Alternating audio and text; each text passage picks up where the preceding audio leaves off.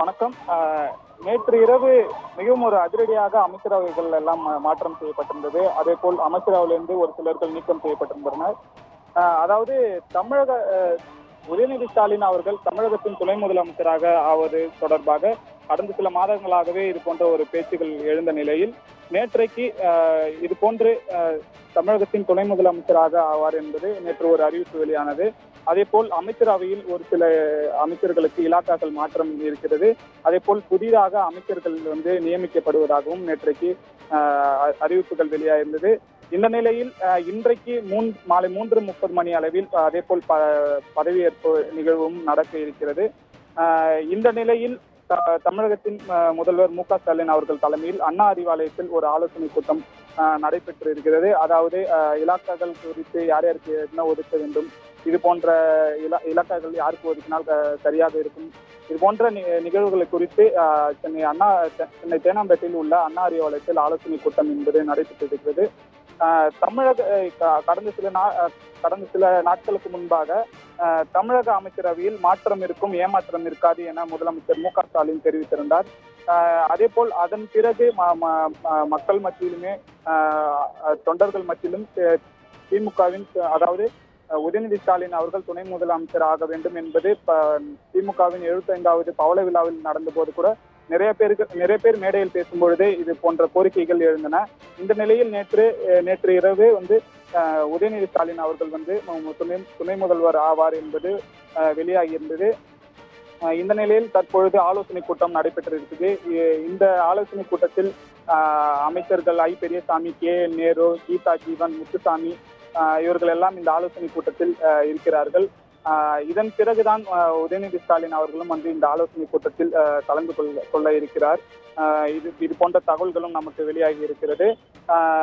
பிணையிலிருந்து வெளிவந்த முன்னாள் அமைச்சர் செந்தில் பாலாஜி அவர்களுக்குமே அமைச்சர் பதவி வழங்க இருக்கிறது. அதே போல் அமைச்சரவையிலிருந்து விடுவிக்கப்பட்ட ஆவடி நாசருக்குமே மீண்டும் பதவி இருக்கிறது. அதுபோல் திருவிடைமருதூர் எம்எல்ஏ கோவி செழியன் அவர்களுக்கும் அமைச்சர் பதவி கொடுக்க இருப்பதாகவும் நேற்று அறிவிப்பு வெளியாகியிருந்தது.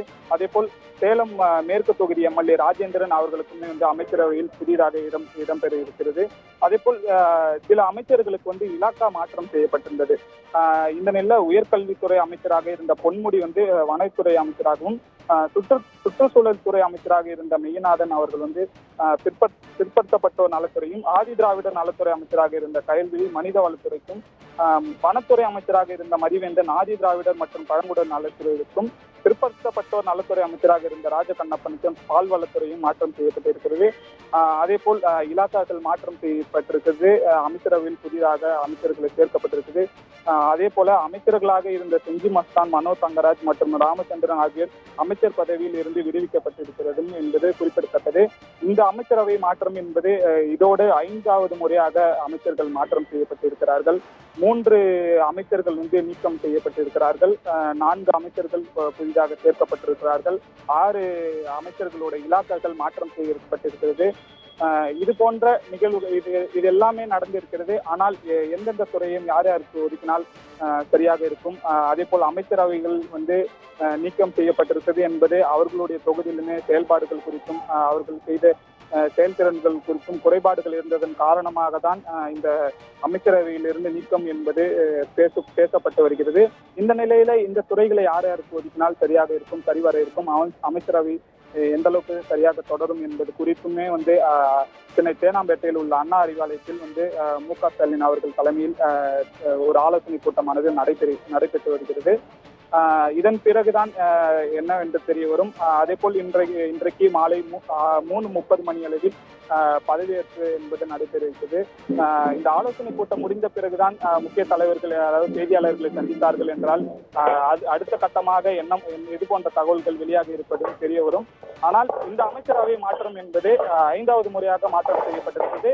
இதில் குறிப்பாக முக்கியமாக பார்க்க வேண்டும் என்பதால் உதயநிதி ஸ்டாலின் அவர்களுக்கு துணை முதல்வர் பதவி வழங்கப்பட்டிருப்பதுதான் இதன் முக்கிய அம்சமாகும் என்பது குறிப்பிடத்தக்கது.